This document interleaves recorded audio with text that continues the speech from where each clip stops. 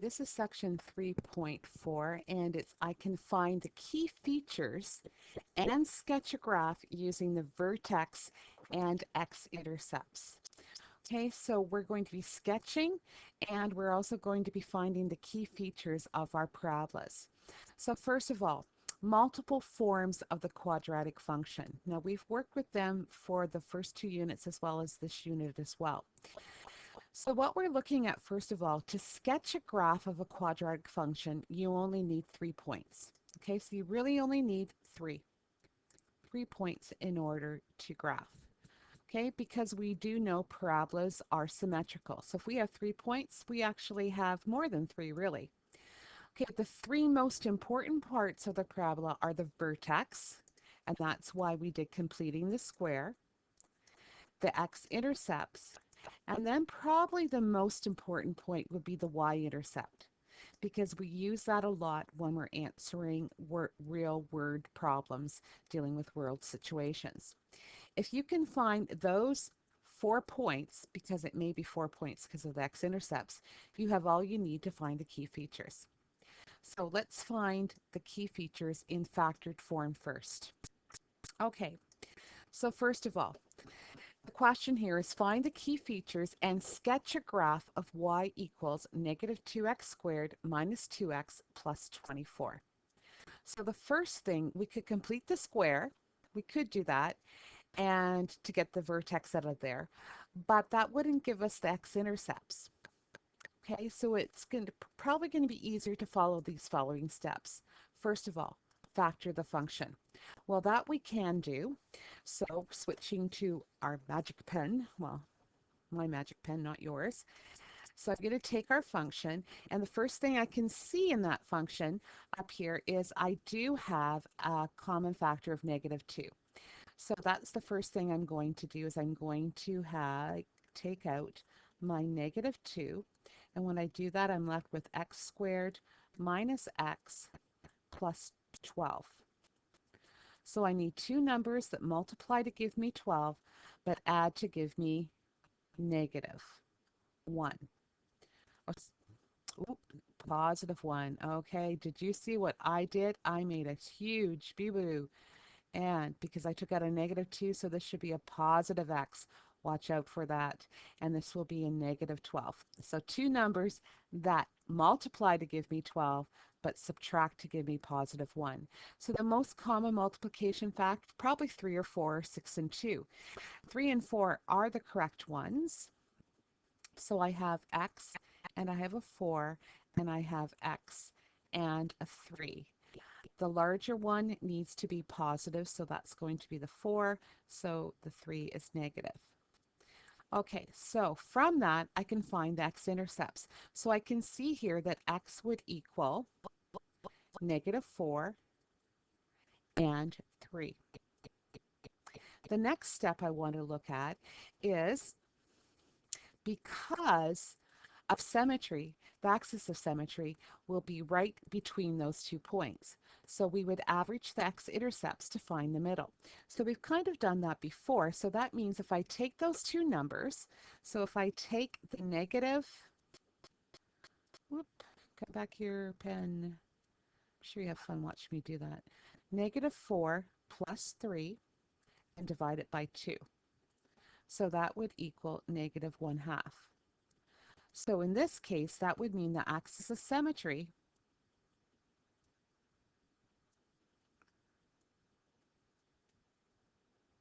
is x equals negative 1/2.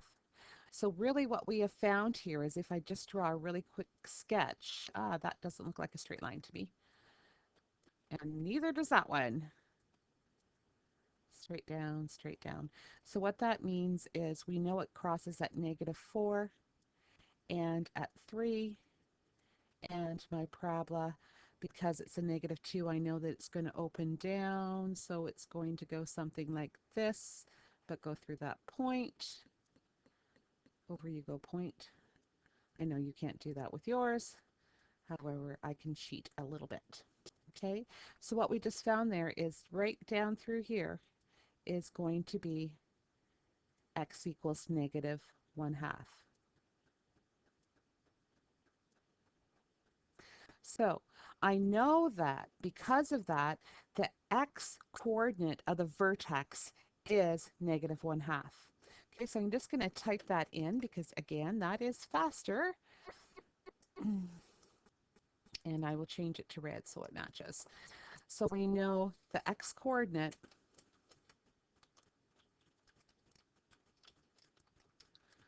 of the vertex is negative 1/2. Okay, so that's what we found. Okay, now let's go on to the next page, and it says because the x coordinate of the vertex is the same as the axis of symmetry, to find the y coordinate, you're going to simply sub the x coordinate into the equation. Okay, so the way we would do that is we would go back here, and I'm just going to take our original equation that we had here.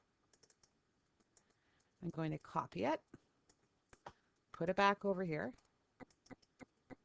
and where there is an x, we're going to replace all the x's with negative 1/2.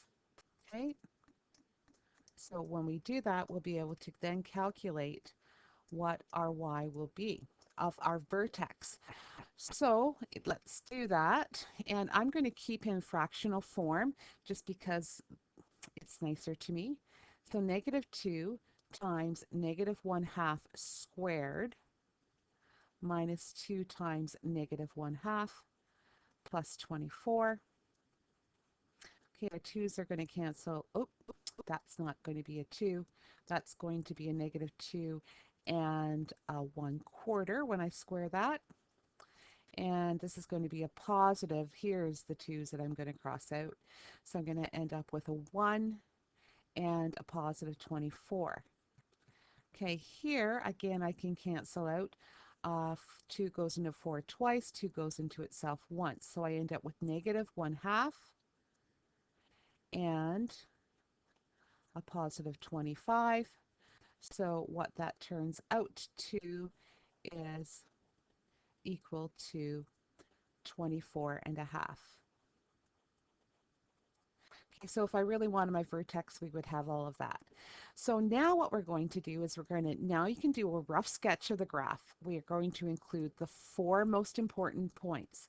Okay, the vertex, we have found it. The vertex in this case is going to be, back up here, is negative 1/2. And what we found here, which was 24.5. So again, as I said, we're just doing a quick rough sketch. So we know negative 1/2 is here somewhere and 24.5 is up here. So that's our point, negative 1/2, 24.5. We know our axis of symmetry is x equals negative 1/2. Okay, so I can actually put that in as well. And I'm going to do that. So it's going to go straight down through here. And I will change it to red so it's all the same. Properties, make your red and a thinner line. Okay, and so we know that that is x equals 1/2, negative 1/2. And our opening, we know that this one opens down. Okay, what else do we know? We also should put our x-intercepts, and we found them, and what they were for our x-intercepts were negative 4 and 3.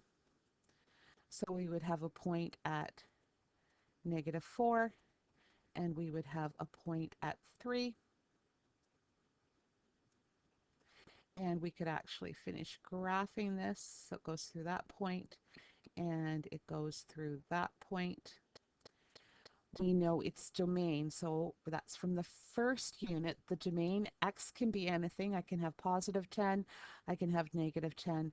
So we have x is an element or in the set of real numbers. Our range is also a real number, however, we have an issue with it because there's one location that we can't have. We can never go higher than this point, so it always has to be less than or equal to 24 and a half.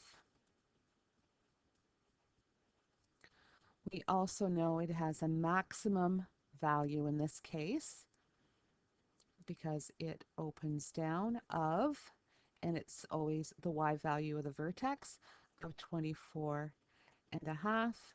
Our x-intercept we said was negative 4 and 3. And what about our y-intercept? Well, we don't know about that one, so let's figure out what that would be.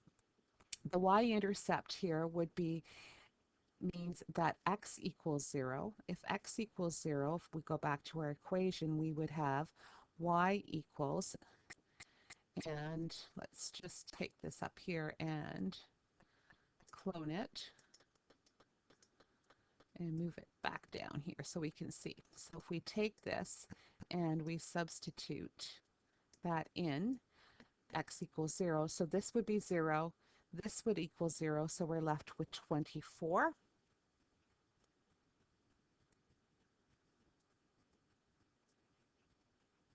Okay, so we have an awful lot of information that you're capable now of using and solving. Okay, so the next, I'm going to stop this and then we're going to look at finding key features if it doesn't factor, because we've discovered that sometimes it doesn't factor very nice. Okay, or it's really difficult to factor. So that's what we're going to look at.